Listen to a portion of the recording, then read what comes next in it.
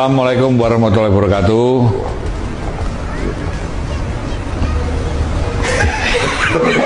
Assalamualaikum warahmatullahi wabarakatuh.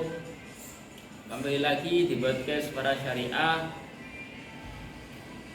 Saya di sini selaku host atas nama Muhammad Miftahul Khoir, dan sebelah saya narasumber dari Universitas UIN Sunan Ampel Surabaya, Fakultas Syariah dan Hukum, atas nama Muhammad Nasrullah. Di sini saya akan membahas usul fikih yang berkaitan dengan istilah dan istihab. Baik, Mas Zaki, senang sekali saya bisa bicara ngobrol dengan Anda. Langsung aja ya Mas Zaki, di sini mungkin bisa dijelaskan secara jelas atau secara singkat tentang istilah dan istihab itu sendiri. Baik, jadi istilah secara sederhana adalah metode penetapan hukum Islam berdasarkan pertimbangan kemaslahatan atau kebaikan, terutama ketika tidak ada dalil eksplisit dalam Al-Quran atau hadis. Sementara istislam adalah prinsip mempertahankan hukum yang sudah berlaku selama tidak ada dalil yang membatalkannya. Oh, menarik sekali Mas ya.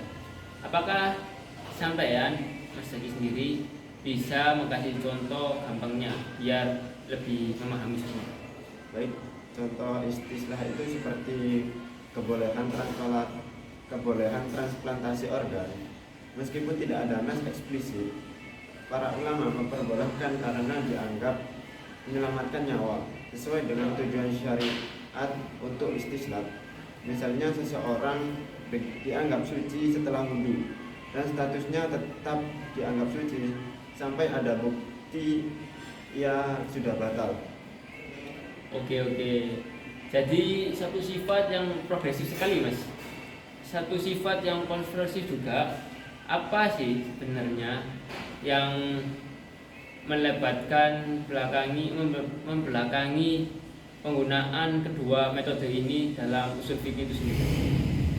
Karena tidak semua kasus itu punya rujukan langsung dari Al-Quran atau hadis. Dunia berubah, masalah baru muncul, sementara syariat harus tetap relevan. Maka ulama mengembangkan metode-metode ini untuk menambal kekosongan hukum tanpa menyimpang dari prinsip-prinsip dasar Islam.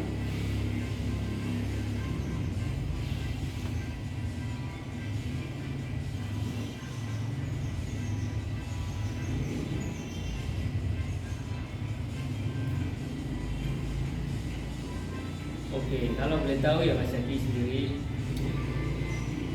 yang lebih sering digunakan dalam fatwa kontemporer itu kayak apa ya? Keduanya sama-sama penting, tergantung konteks. Tapi untuk persoalan baru yang kompleks seperti vintage, biotika atau AI, ulama lebih sering menggunakan istislah. Sedangkan istislah sering dipakai untuk menjaga kestabilan hukum, misalnya dalam kasus-kasus pidana atau status halal. Tadi kan Mas Zaki sendiri membahas atau menyebutkan usaqah syariah. Nah, seberapa penting peran dalam metode istilah itu sendiri? Itu sangat penting karena inti dari istislah itu ya maslahat yang sesuai dengan maqasid syariah, yaitu menjaga agama, jiwa, akal, keturunan, dan harta. Kalau maslahatnya bertentangan dengan salah satu dari 5 ini, maka tidak bisa digunakan sebagai dasar hukum. Oh, boleh Mas Zaki berikan contohnya maslahat yang ditolak itu? Contohnya melegalkan riba karena dianggap bisa mempercepat pertumbuhan ekonomi. Ini jelas maslahat global ditolak karena bertentangan langsung dengan nas Al-Quran yang mengharamkan riba. Kalau boleh tahu dalam konteks Indonesia, apakah metode ini juga dipakai dalam fatwa MUI sendiri? Ya, betul sekali. MUI menggunakan pendekatan istislah dalam banyak fatwanya, seperti soal walad, asuransi syariah, dan bahkan cryptocurrency. Mereka mempertimbangkan kemanfaatan sosial dan ekonomi selama tidak melanggar prinsip syariah. Sekarang istihlaf sendiri Mas Zaki ya. Bagaimana penggunaannya dalam hukum positif atau pengadilan itu istihlaf? Dalam hukum pidana misalnya ada asas praduga tak bersalah. Itu sebenarnya istihlaf juga, bahwa seseorang dianggap tidak bersalah sampai terbukti sebaliknya. Begitu juga dalam sengketa harta, jika tidak ada bukti sahih yang membatalkan, maka status kepemilikan tetap berlaku. Oh, berarti sangat praktis ya Mas Zaki. Bukan sekedar teori saja. Ya betul.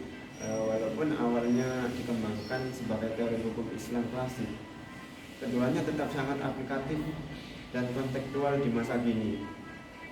Kalau dari pengalaman Mas Zaki sendiri menyusun untuk pemahaman itu sendiri ya, apa yang paling menarik yang mungkin bisa Mas Zaki jelaskan? Yang paling menarik adalah bagaimana kedua metode ini saling melengkapi. Istislam memberi ruang inovasi, sedangkan istislaf menjaga stabilitas. Jadi Islam tidak kaku, tapi juga tidak liar. Itulah kecanggihan sistem hukum Islam. Luar biasa. Terakhir mungkin ada pesan untuk mahasiswa atau teman-teman yang lagi nonton tentang usul fikih ini, Mas. Pesan saya, jangan takut dengan istilah-istilah klasik. Usul fikih itu sangat logis dan relevan. Semakin kita pahami, semakin kita sadar bahwa syariat Islam itu adil, rasional, dan sangat bisa beradaptasi dengan zaman.